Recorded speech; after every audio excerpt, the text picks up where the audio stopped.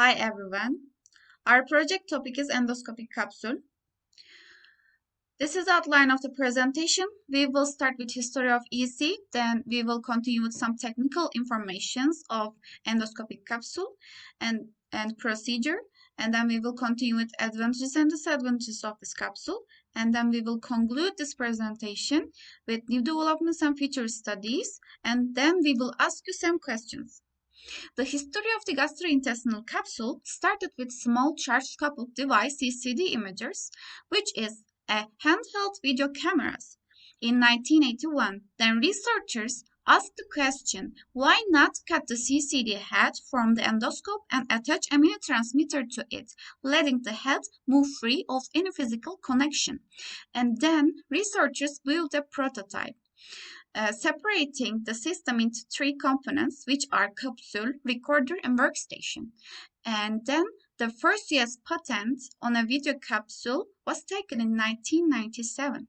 And then the first real capsule was swallowed by Professor Swain, and video capsule turned into reality in 1999. And then the article published in Nature in 2000. And these are some researchers conducted in 1993. If we talk about the optical imaging, it reduces patient exposure to harmful radiation by using non-ionizing radiation, which includes visible, ultraviolet, and infrared light. This is endoscope. Researchers cut this cable and they developed a video capsule endoscopy, which is an established endoscopic modality that allows remote examination without intubation of almost the whole of the gastrointestinal tract. With the discovery of capsule endoscopy in 2000, it is possible to examine the small intestine and diagnose different types of diseases, which are included to diagnosed by other types of endoscopy, like endoscope, classic endoscopy with the use of a flexible tube, or colonoscopy. Also, it is possible to take images of the gastrointestinal tract by using a tiny high-resolution camera inside a vitamin-sized capsule that the patient swallows. This is non-invasive procedure, and this is one of the advantages of this capsule.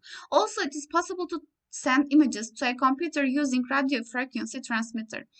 And there are application files like small bowel, esophageal, and colon capsule endoscopy, and it is possible to diagnose that kind of diseases like GIT bleeding. You can see here this is ulcer, this is polyp, or Crohn's disease or esophageal disease. And let's move on to components of capsule. It has 8 devices. These are optical dome, lens, LEDs, imager sensor, battery, transmitter, antenna. If we talk about working principle, you can see here this is a typical most popular set of capsule endoscopy.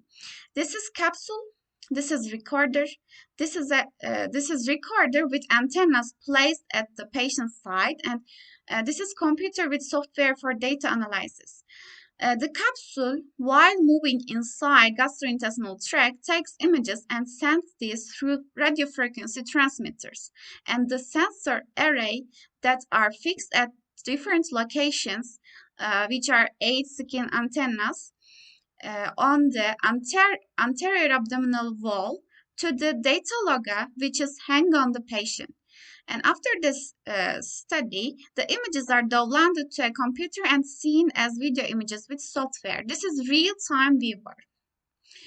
And this is summary of the most popular endoscopic capsules and their basic parameters. You can see here some models of this capsule like PillCam CB2 or SO, colon, Mealcam, and so on. And you can see here battery life is generally about 8 hours. And you can see here some image sensor like CMOS, which is complementary metal oxide semiconductor, or CCD, which is charge coupled device. And Naşise will explain these sensors in detail in the next slide. Capsule technology in detail. Capsule configuration and transmission technique. Every video capsule has at least one camera with either a charge-coupled device (CCD) or a complementary metal oxide semiconductor (CMOS) chip as an imager. CCD chips convert light and charge in every single pixel to voltage, whereas CMOS imagers use an array of pixels requiring amplification for each pixel. Both chips provide excellent gastrointestinal images for clinical use. Application-specific integrated circuits further process the signal to a radio transmitter, to a conductive casing, or to an internal storage device. The cameras generally are located on one or both ends of the capsule. 4 to 6 light emitting diodes serves as an illumination source for each camera. Every time an image is captured, these LEDs emit a flashing white light. Most of the capsules include an adapted illumination control. The energy source consists of 2 or 3 silver oxide bottom batteries, enabling images to be captured for up to 15 hours or more. All images are subsequently processed in one of 3 ways: radio frequency transmission, human body communication, or integrated data storage. Let's examine radio frequency transmission. All PILCAM models, the endocapsule and the OMOM capsule, use the same transmission technique. The compressed images are sent via radio frequency through an integrated antenna to a sensor array. The patient wears this sensor array directly attached to the skin or integrated into a sensor belt or sensor vest. The array is connected to a portable storage device. With the newest generations of video capsule endoscopy, every manufacturer using this method, and this provides the possibility of real-time viewing through an integrated or connected display. Upon completion of the study, the storage device is connected via a docking station to the analysis computer for data transfer and processing for analysis. As these capsule types do not store any data by themselves, they can be discarded after excretion. Human body communication. The MirrorCam capsule transmits its data via a special exterior bipolar casing to sensor electrodes on the skin, using the human body as a conductor. This method uses less power than radiofrequency transmission. Similar to radiofrequency transmission, the patient wears a portable storage device, which is subsequently connected to the analysis computer.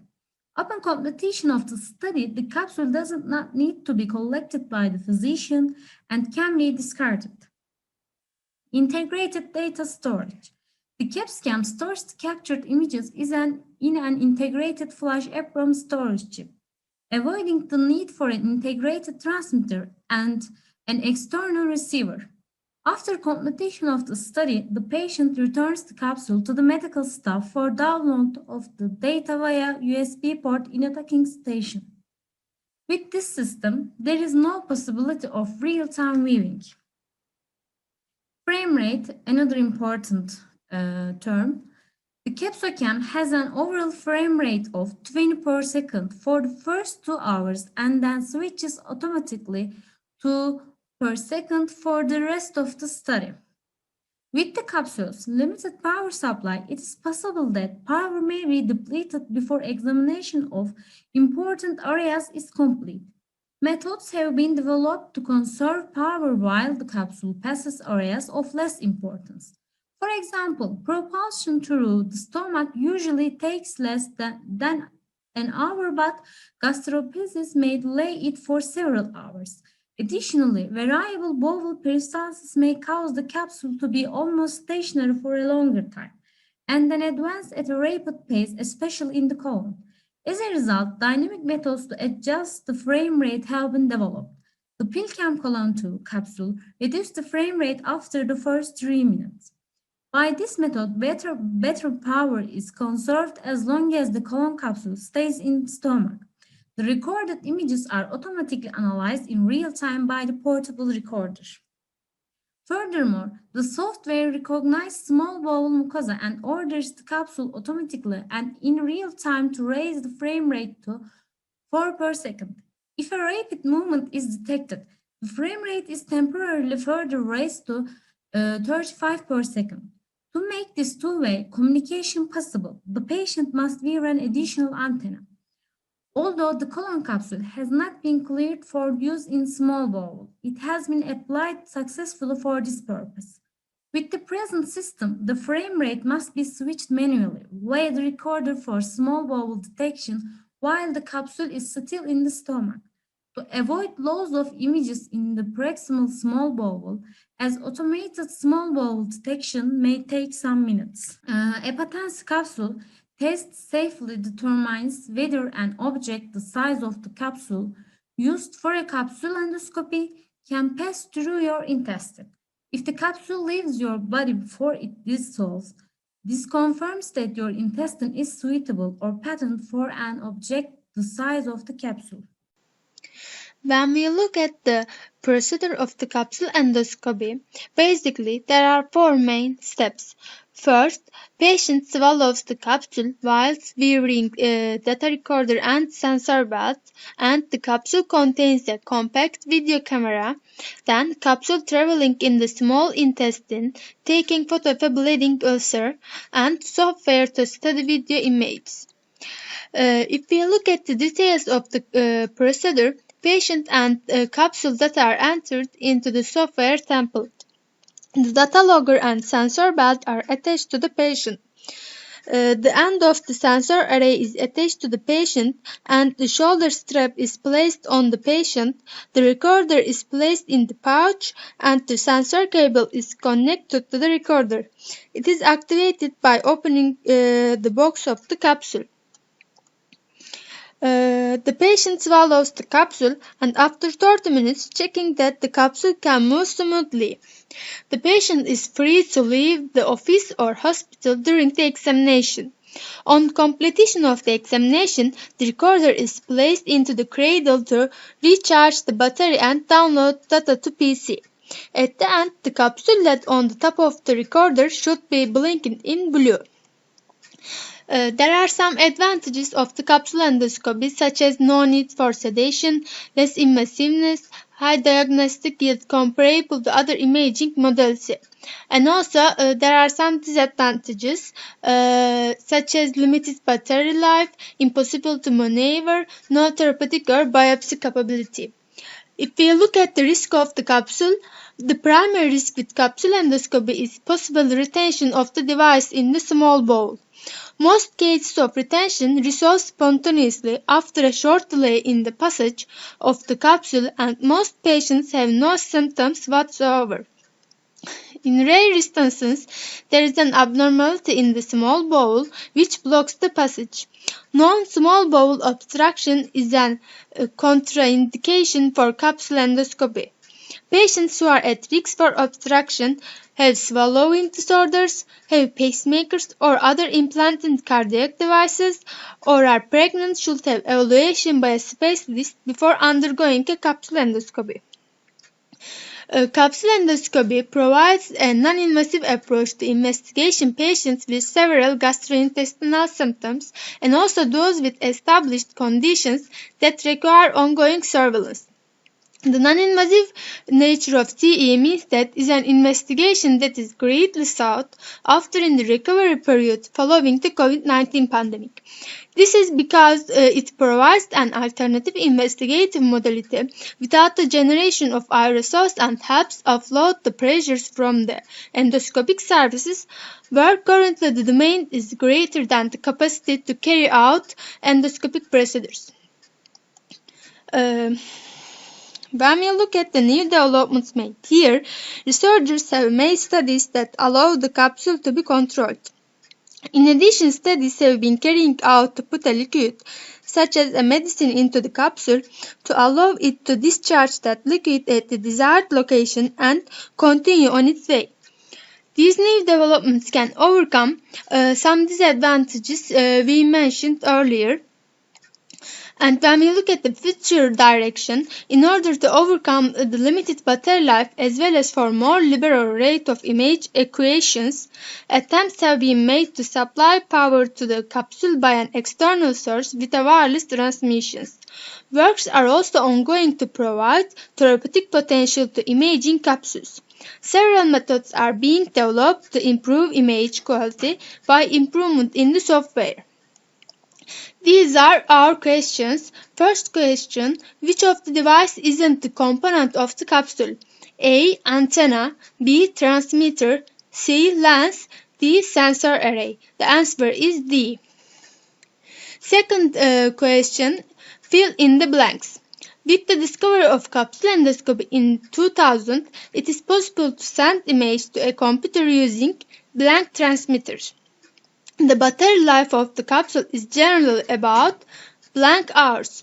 The application of the capsules are in three fields like small bowel, esophageal, and black capsule endoscopy. The answers are first radiofrequency, second 8, third colon. Third question is, which of the following is not the image processing method in endoscopic capsules? A. Radiofrequency transmission, B. Human body communication, C. Patency capsule, D. Integrated data storage. The answer is C. Last question is, which of the following is one of the major sensor types found in endoscopic capsules? A. CMOS, B. MOSFET, C. LDR sensor, D. PIR sensor. The answer is A. These are references we used in our presentation. Thank you for listening to us.